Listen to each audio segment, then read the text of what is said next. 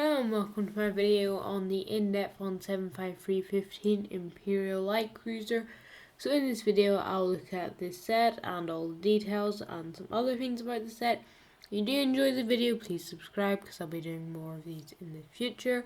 So starting off with the box art, I do quite like the white greebling design because they change it kind of relatively to the scale of the set, so different box arts, like sizes anyway, have different box art, which is pretty good. And you can see your 6 minifigures. So there's Grogu, and it says Grogu, not the child or baby Yoda, so that is what I'll be calling it. The Mandalorian, Cara Dune, Fennec Shand. I'm surprised they put Shand in there. It's not necessarily necessary, but still like kind of good for the detail. Yet they named Slave 1 wrong and the Bad Batch wrong. But anyway, and Moff Gideon and a Dark Trooper. And you've got the Mandalorian in the top corner for the Mandalorian set. And I do quite like the way Lego does different ones for like different kind of like sections of Star Wars, to say like Clone Wars, the Bad Batch, and sequels, and like the other rest of them. Anyway, so back of the box you kind of got like your lava scene. I do quite like the way that they actually put in a different picture. It's kind of boring when they do the same one twice. And then you've got a bunch of the features, which I'll talk about more. So it is £150 or $160 for 1,336 pieces. That is not brilliant price for piece. A lot of the pieces are big, and then the minifigures do kind of contribute towards that, and I'll look at them now. I'll come back to this at the end of the video, so keep watching. And yeah, so 6 minifigures, I've already named them all, so I'll go through each. So the Mandalorian is interesting as it seems to be the exact same as multiple previous ones, which is slightly disappointing. I wish they'd done a unique one. I believe we're getting 4 of them this summer wave, which isn't great. One of them has like a scarf for the advent calendar, but other than that they all seem to be the exact same. He does come with a spear. He also comes with his normal like longer blaster, and that's not included in this image but it's in later ones. Grogu or the child, and it's just, the thing is with this image is it's kind of bad in my opinion, because it looks so like quite sad and the material looks quite weird. Whereas I've got one here, and I'm not gonna like film it because the camera can't really get brilliantly, but it doesn't look like that bad. It actually looks a lot nicer than that. So if you are gonna buy the set, just bear that in mind. Then Cara Dune, interesting minifigure. I'm surprised they included this one after her getting fired by Lucasfilm. I doubt she'll be in many more sets, if any. Comes with like a longer range blaster, so I don't know. I feel like because they did Fennec and hers the exact same, they could have made it a bit different. Also, she has like blaster's quite unique in the Star Wars universe, so I wish they'd done that. And yeah, rest of me figure is pretty good. And then Fennec, the best in my opinion minifigure of the set. The leg printing is excellent. I do like the way they got like the orange parts and like some continued down from the torso. The arm printing, I'm very, very surprised because it's not doesn't look very necessary here. Like, it's a couple lines. There is like a shoulder pad, you can see it in the next image, and then the helmet is really, really cool. I do like it. Also, so you can see here the shoulder and also one of her 2 faces.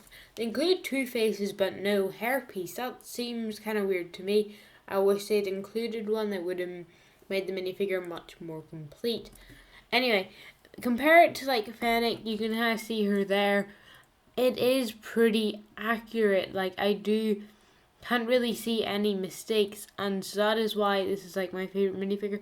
And it looks like they've added extra detail which isn't really necessary, which kind of like Lego, I'll talk about this more in a second, like Moff Gideon is completely lacking in detail, whereas this one they've almost gone with too much. So Moff Gideon minifigure, new leg printing, new arm printing, minimalist printing. So the face print has his mustache, his smile, his eyes and eyebrows, no like lines or anything else. And there's torso printing. I just can't get behind this minifigure. If you look at the belt, like it is detail, and then look at Fennec, it is so much more detailed. Yet, like the face, the second face is good, but the rest of it is just completely lacking in detail. I really think Lego messed this minifigure up. I wish they'd done it better. And then, so look at this here. They could have included like leg printing, and you can kind of see the details are there, but they should have done something more, maybe to distinguish it a bit more from like the like chest plate from the rest of the torso. Really under detailed minifigure in my opinion. On to the Dark Trooper, the second best minifigure I'd say. So it's pretty cool. I do like it's like Wrecker's thing for the shoulders. There's two studs on the back of it which don't connect to anything on both of the minifigures, so I think those are both fairly pointless. The leg printing is really detailed, and his torso printing is really good as well as on like the over thing. And you can see it here, this is from Solid Break Studios video, and a couple of the other things have been as well. So it does have a gunmetal grey blaster. You couldn't really tell that in this image. But yeah, that's pretty good. And then he actually has face printing. I thought it would just be a red head, the entire head just be one red piece, but they actually printed it, which I was very surprised at. And they made it just like, if you didn't put the helmet on, I don't know why you wouldn't, but you can kind of get some sort of details there. And then they also did the torso printing underneath, which is actually more detailed, but I don't really feel like you would put that on. And I kind of wish they'd included arm printing, because if you look at it here, they could have done arm printing really well. And I think that's something Lego maybe missed out on, especially with them doing it on Fennec, yet not on this one. So I'm going to rank as minifigures. I don't normally do this, but I decided I might as well. So Fennec is my first favourite minifigure, just because of the levels of detail. Second has to be the Dark Trooper. Third, I'm actually going to give it to Cara Dune, because as much as the minifigure doesn't seem to be unique, I just can't get behind the Moff Gideon. It comes fourth for it's actually unique, but it's not a very good minifigure. If it's not unique, it's last. Then the Mandalorian, then Grogu. One notable minifigure that I think they could have included was Luke Skywalker. I feel like that would have been nice if they maybe included him. Not really that disappointed though. Anyway, on to the set itself. So the set is quite massive, and there are a lot of details, and I'll go through them now. But first, all of the play features, and I kind of feel like categorizing, so I kind of generally would say, like I don't say it, but I kind of in my mind would say it's either a design set for display or for play, and then there's some really nice sets that fit under both of those categories. And I'd say this one is much more for the like playability. The design is good, but it's not a perfectly accurate design. I'll talk about that more in a moment. But so handle, there isn't one other than they've kind of said, oh, the helmet, like, well, not the helmet, the cockpit is the handle, which is not really great. I feel like they should have done like something different for that. And then like, look at the part behind it. So you've got like the slopes. You could easily turn that into a handle, in my opinion. And also, you see like there's kind of like a flap behind it that does seem to look like it would move back, but there's nothing there.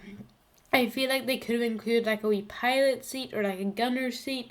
A gunner seat would have been more accurate, and that would have been a really nice feature, but they decided not to. Actually, no, kind of the cockpit. Well, there's like a part of the front of the cockpit, you can kind of see it sticks out like there. That's like a specific part for two minifigures, and they wouldn't be able to fit two there, so I can kind of understand why they didn't do that, but a gunner like position would have been nice. So here you have your two guns or like turrets, and they are really cool because you with the stud load, spring load shooters in, they don't look that nice. They look kind of weird. But you can fire them out and it'll look pretty good. The guns are a bit short in relativity, but actually the model, it's like not perfectly accurate. It's a bit wider than it should be, and the two cannons can go up and down, and it has I'm pretty sure 360 degrees rotation like it would if there's nothing obstructing it. So on to like some more features. So you can kind of see it here, and there is a TIE fighter flying, and they included a like hangar for them just pretty impressive. I quite like that feature. And here's like, I have no idea why they included this image. It's like putting something in a crate. That's not a feature. That's just, no. If Lego counts it as a feature, like, if this became a play feature and the only play feature was said, it would be so disappointing. So mini rant on that, but doesn't really matter. And then they included a shooter for the TIEs, so you can like fire them out of the front of the ship, which will be really cool. Cause like, say TIE fighters, if you're a kid, you may think of them, oh, they just blew up. So you could just like fire them at an enemy ship if you wanted to. As a kid, that would be a really fun feature. And you can kind of see it here in the interior.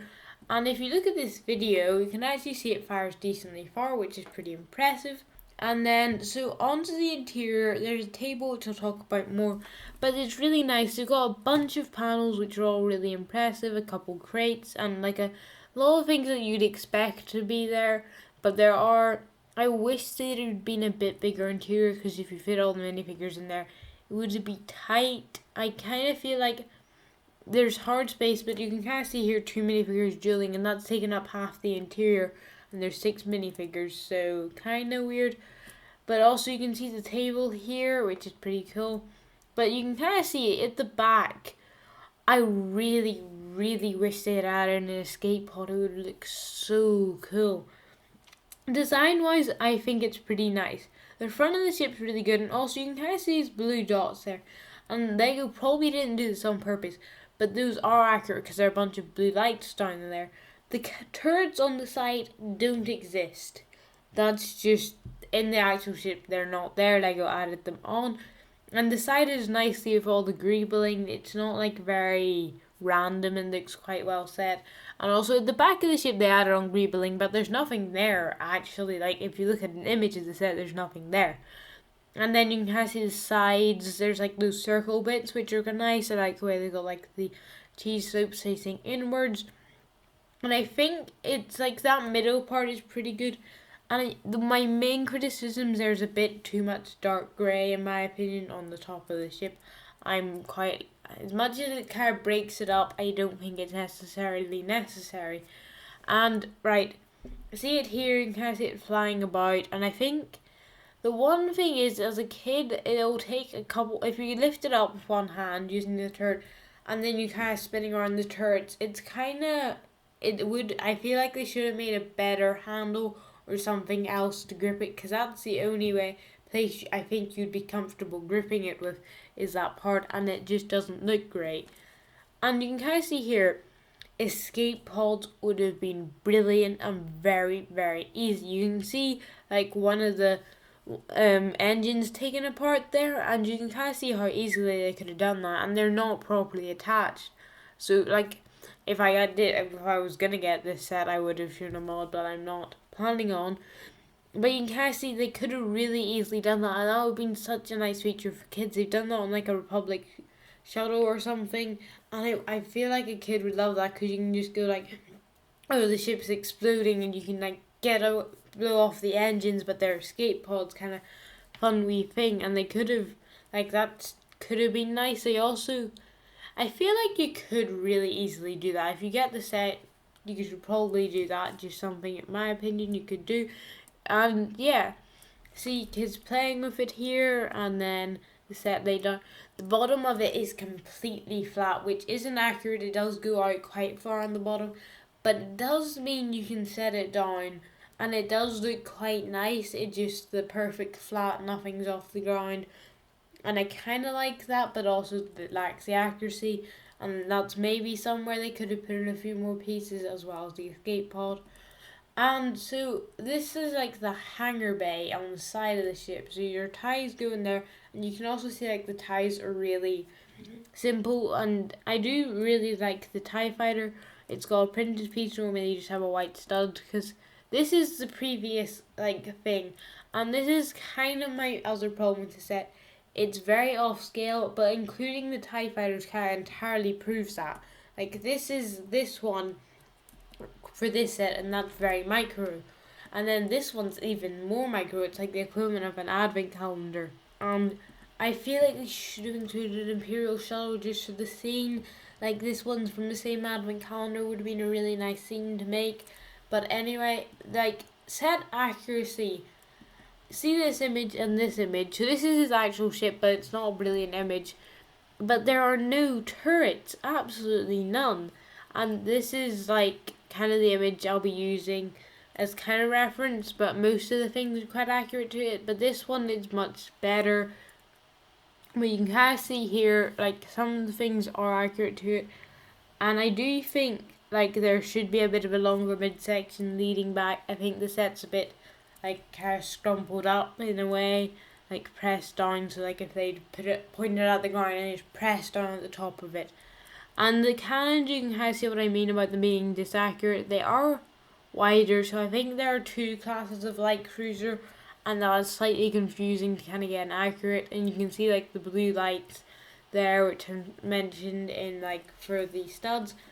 And yeah, it is a good set. I do think that it's pretty accurate. The images aren't brilliant, so you can't tell perfectly, but do hope you have enjoyed this video. Value, I think it's really what depends on what you're buying. Before, for a design point of view, unless you wanted to modify it, I wouldn't strongly advise buying it. But for a playset, it's pretty cool. Thanks for watching. See you in the next one.